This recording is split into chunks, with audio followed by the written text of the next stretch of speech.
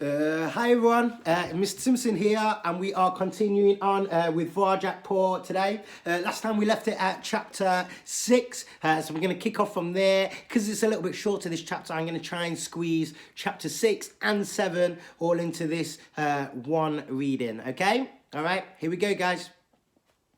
Varjak could see for miles and miles. There were no walls or trees to block his view anymore. Just open space, rippling out ahead of him, beneath him, above him. He was standing in space, and it was a long way to fall. He peered down the inside of the wall. He could see nothing through the trees. The gentleman's cat and the elder paw were hidden by the tangled net of branches. There was no way back. He was truly on his own. Had he done the right thing? Shouldn't he have helped his grandfather? He couldn't get that picture out of his mind. The elder paw, limp like a broken toy. Tremors were coming up from somewhere deep within him, racking him open. Varjak blocked them, stopped them, pushed them back down. The elder paw knew what he was doing. He'd planned it. He was willing to lay down his life so Varjak could have the chance to go outside and find a dog. All he could do now was go on. But where? Ahead of him was a sea of lights stretching far away into the darkness. Varjak couldn't tell what they were or where they led. He looked up, another sea of lights, the moon, the stars, cold and distant. They made him giddy in the pit of his stomach, so dizzying that he could almost feel the walls slip out from under him. He closed his eyes and counted to 10. It didn't work. The view was too big. He was too small. The purebred Mesopotamian blue had no place on top of a wall. But then, as his family said, there wasn't much of a blue. So who was he? Beneath that giant sky, he was no one. He was nothing. Varjak's stomach lurched. He was going to be sick if he stayed on the wall any longer. Down. He had to get down and quickly. The black cats would be looking for him. But how? He couldn't climb down the wall. It was sheer. He'd overbalance and crash if he tried. There was a tree outside the wall, just one. He could climb down a tree if only he could make it that far. He stretched out a paw. His pad zipped on the wet moss that cloaked the stone. He clung on with his claw and regained his balance. A blast of bitterly cold wind almost pushed him over the edge. Another wave of giddiness washed over him. The wind seemed to taunt him with its song. Too high, it sang. Too high, too soon. Varjak tried to shut it out, but the song was everywhere. You've gone too high, too soon. You'll never make it to that tree. He ignored it, positioned his tail for extra balance, and took another step along the mossy stone. It was like walking on ice, treacherous, impossible. In his mind, he saw himself slip, slide, skid off the wall, smash to pieces on the ground below. He shuddered. Think of something else, he told himself. Think of the way. What was it? Slow time, moving circles, shadow walking. Varjak staggered towards the tree. Too high, whistled the wind. Slow time, he yelled back. He wasn't going to let the wind beat him. Moving circles. He wasn't going to let the wall beat him. Shadow walking, because he was Varjakpur and he knew the way. Varjak walked the wall like he'd been walking walls all his life. He was light and springy on his paws. It worked. The way actually worked. He wasn't dizzy anymore. He didn't feel sick. I'd like to see Julius do this, he thought. Now, he just had to step onto the tree and he could climb down easily. He'd done the hard part. Varjak grinned and pounced onto the nearest branch. Crack! Falling. Didn't test it. Stupid. The wind whipped into his face as he fell towards the ground. He closed the eyes and everything went black.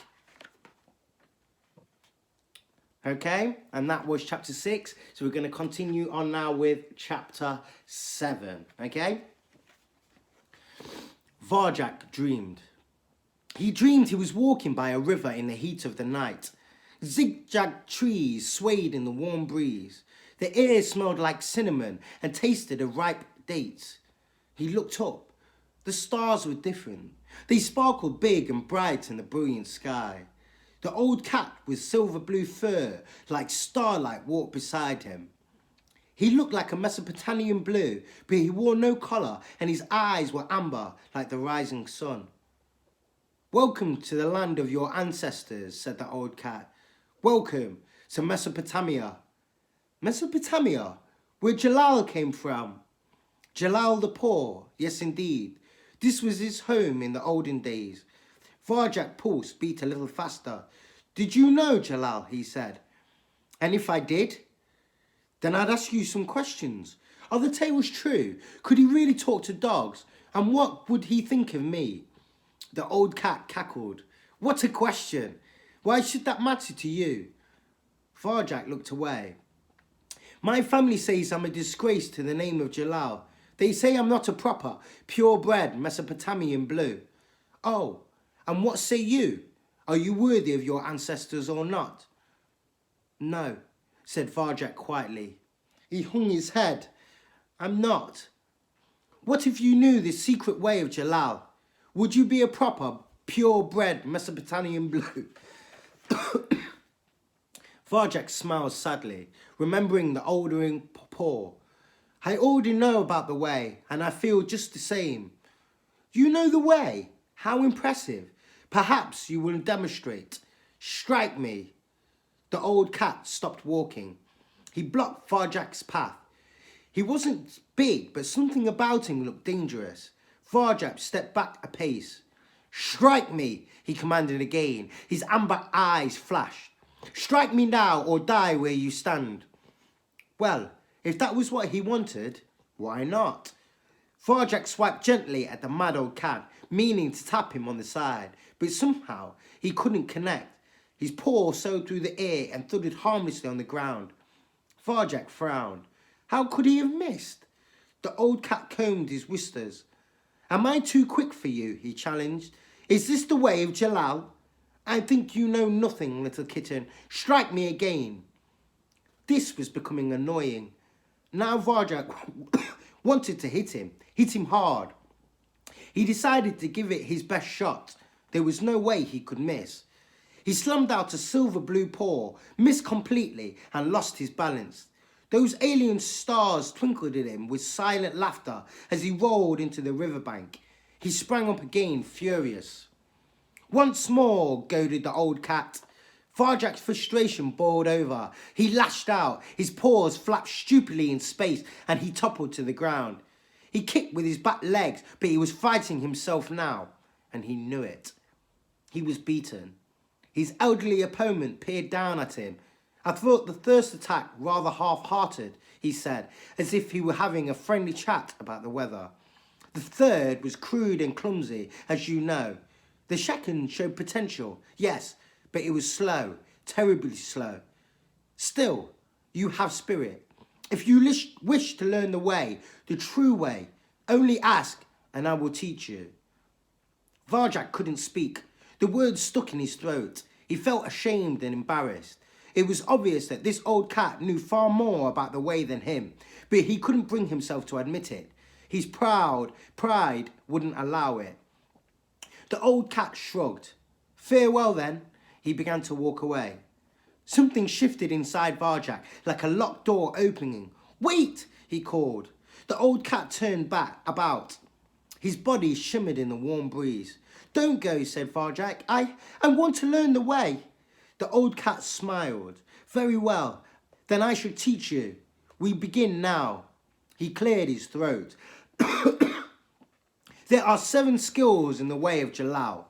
The first of these is open mind, and you have just found its secret. For only when you admit that you know nothing can you truly know anything. Farjak's eyes widened as the words sank in. Who are you? Do you still not know me, my son? Jalal? Jalal the Poor, that I am, he winked. Believe none of the tales. Okay, guys, and we're going to pause it right there, and we have finally met the mysterious and wonderful Jalal. Okay, so next time, tomorrow, we're going to pick it up from chapter 8, okay? All right, I hope you're having a great day. I'll see you soon, all right? All right, bye-bye.